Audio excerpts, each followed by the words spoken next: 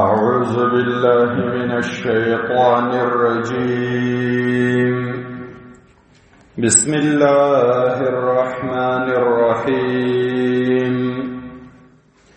الحمد لله رب العالمين الرحمن الرحيم مالك يوم الدين. سورة الفاتحة د ابتداء ده.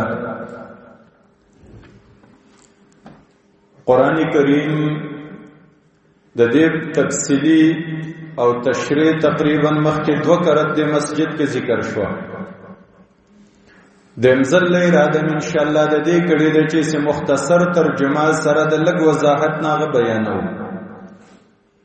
په دې کې به 2 پیدې وشي. یو خو باوریدونکو هغه لفظي ترجمه خیاده کی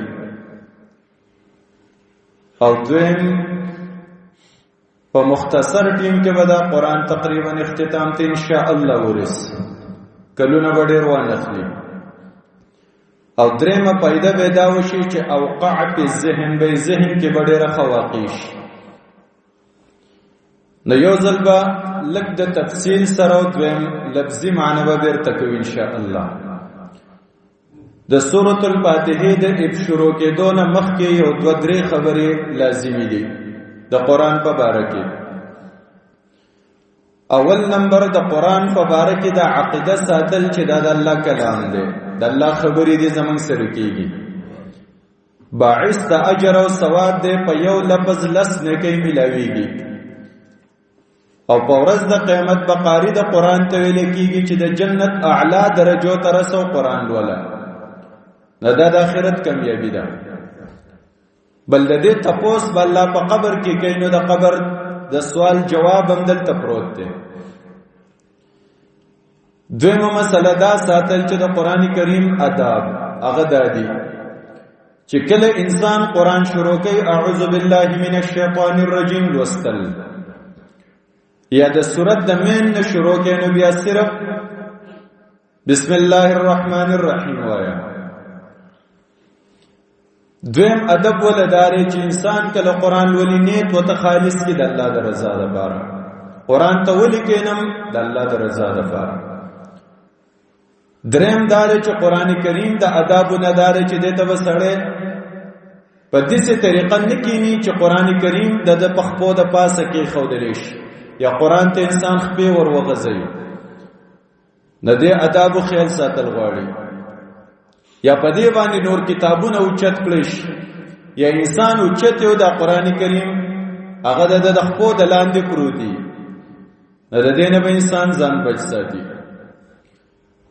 بل د آداب ندار چې قران کریم یو انسان کله لولي نو په دې سي आवाज چې نډیر تیزي او نډیر پټي چې انسان خپل ځان ته ورولې شي. هغه د تعلیم او تعلم د پاره نو بیا په اوچت आवाज باندې لوستل جایز دي. خو ځان له چې انسان تلاوت کوي نو ادب دار چې په قلار الولا چې بل مسلمان ته په تکلیف ملاو نشي. بل د قران کریم په الفاظو کې لږ تدبر او سوچ کول، معنی او تلک متوجه کېدل چې الله زموږ نست غواړي. د دې خبرو ډېر خیال ساتل پکار دي. بل حتی الوسه هر مرګره اوریدونکو دا کوشش وکړي چې زمانہ یو ورځم درس خزانش یو سړی په خپل تفسیر ولولي قران ولولي د یو حیثیتي خو چې د استاد نه ولولي نه د دې حیثیت جدایي دي کې الله ډېر خیر او برکت اچي. اوس براشو د قران کریم د یو سورۃ ته سورۃ الفاتحه د مکی سورۃ ته قران کې چې کوم ترتیب ورکړی شوی دی اولنې نمبر سورۃ ته او د اسمان نه چې الله په کوم ترتیب را لګلې دی نو دا 5م نمبر سورۃ ته نازل شوی دی ورسته د سورۃ المدثر نه یا ایها المدثر دغه نه ورسته الله را لګلې دی. وو آیاتونو یو ورکو باندې مشتمل سورۃ ته. د دې سورۃ ډیر فضایل دي. یو پاغي کې دا ده چې د دې سورۃ په شان سورۃ نه الله قران تورات کې را لګلې ده او نه په انجیل کې را لګلې ده او نه په قران کې بل دي سورۃ شته.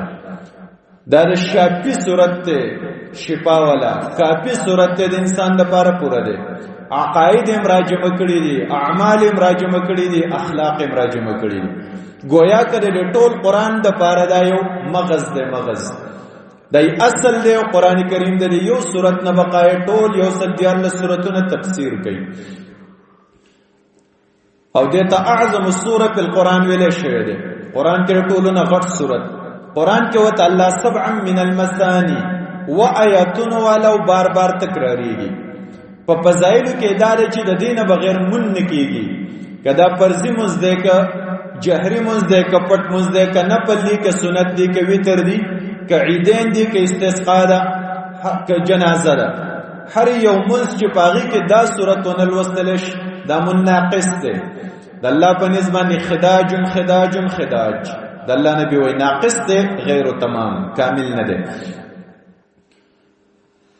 دته سورۃ الفاتحه وای فاتحه د فتح نه ده کلا وهلو ته وای په دې باندې الله دې قران کریم آغاز کړی دی د ټول قران مضمون د کراجم شوی دی او د دې په فضیلت کې یو حدیث ذکر شوی دی نبی صلی الله علیه وسلم فرمایي چې الله فرمایلی دی دته حدیث قدسی وایي قسمت الصلاه بیني وبین عبد نصفین بل روایت کې ده قسمت الصلاه بیني وبین عبد نصفین الله وایي ما دا صورت دا تقسیم کړي ده په خپل میز او د بنده په میز کې یا دا مستقسم شوی ده زما او د بنده په میز کې اذا قال العبد الحمد لله رب العالمین بنده چې کله وای ټول صفاتونه د کمال د الله لپاره دي چې رب د مخلوقات دی نو الله د برنه وای حمدنی عبدی زما بنده زما صفاتو ور الله موږ له جواب راکړي د برنه کله چې بنده وای الرحمن الرحیم نو الله د برنه وای اسنا علی عبدی زما بنده زما صفاتونه وکړه انسان چې کله وای مالک یوم الدین نو الله د برنه وای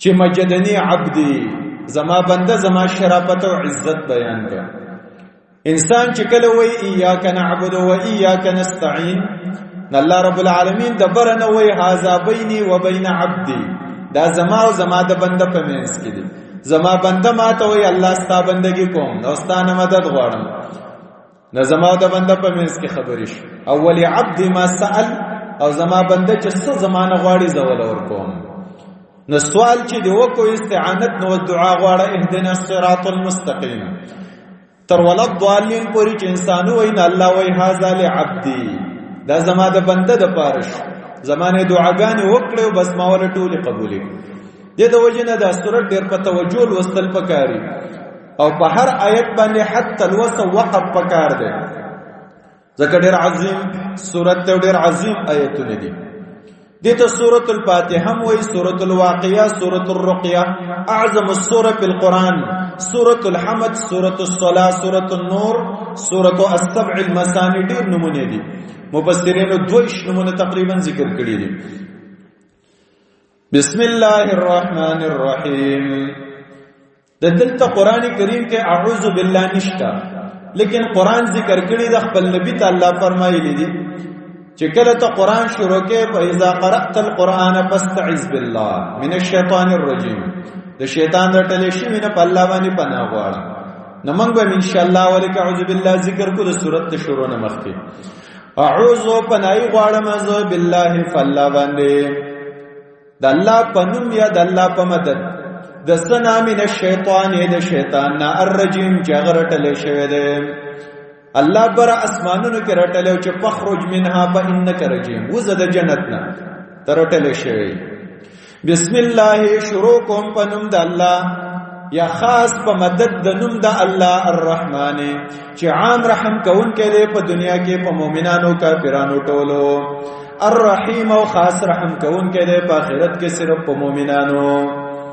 نو دا الله په نوم باندې زمدد غواړم زمونږ د مشرانو به د دې معنی مونږ ته دسی کوله بسم الله الرحمن الرحیم شروع کوم په نوم د الله چې بخون کې مهربان دی دا غلطه معنی ده ځکه بخون کې معنی د غفور دی الرحمن هغه ذات ته وایي چې به حد مهرباني د صفت او د نوم د چا نشي کېدای سوا د الله نه نو د الله رحمانیت په دنیا او آخرت دواړو کې دی، په کافرانو او مؤمنانو.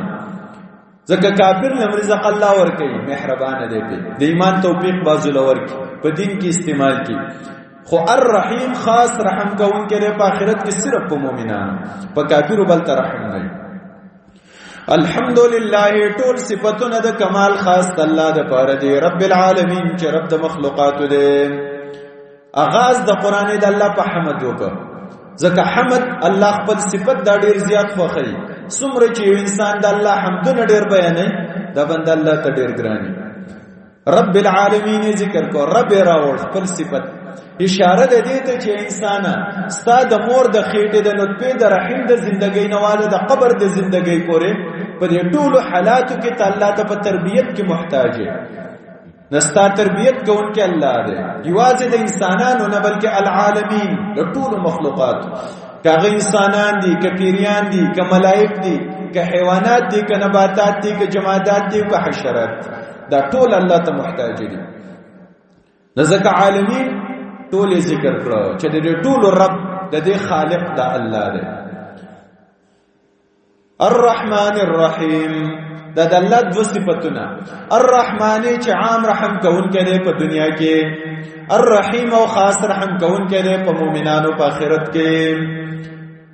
دسه الله دی دوه د رحمانیت صفات راوړو. وجه دا ده چې بنده له شوق ورکه زما بنده ز رحمان او رحیم نو امید کېږم، ګناهونه دې بخم، جنت ته لدر کوم، خو کما ته دې توجه کوله، او ګناهونه دې بخم که چرته ما ته دې انابت وک.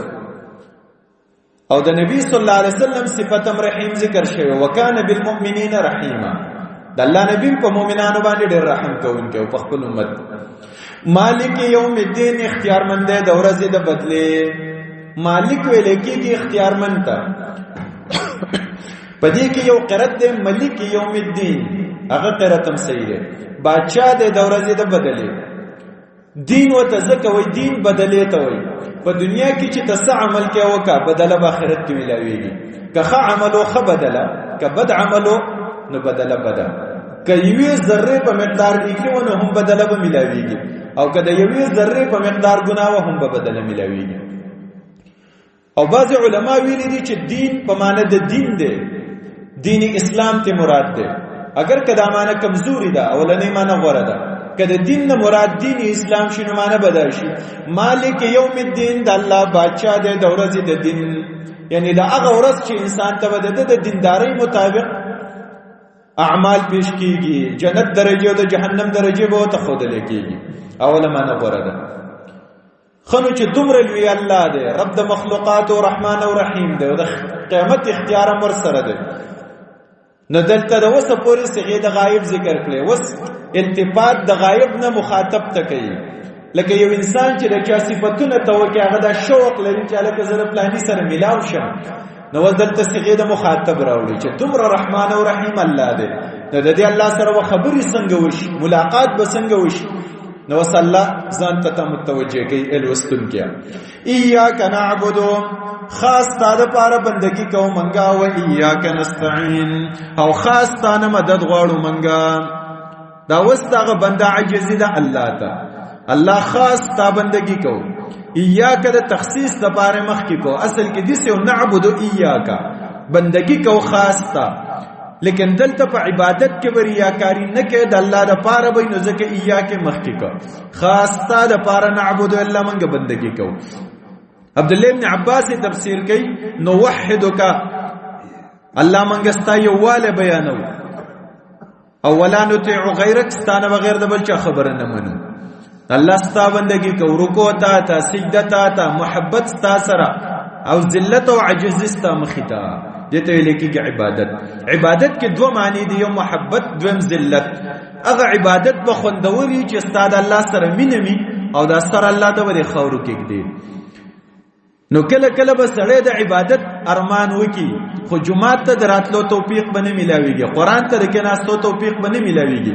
نو دعا وغواړه، و اياک نستعين، والله خاص تانه منګه مدد غواړو. الله منګه د مدد غواړو، د مانځه توفیق راکا، قران ته کناستو توفیق راکا، د صحیح عقیده توفیق راکا، او استاد رضا کول توفیق الله راکا. الله نه په هر عمل کې مدد غواړه. واستعینوا بالصبر والصلاه، په صبر او په منځ خاص کر مدد د الله نه غواړه.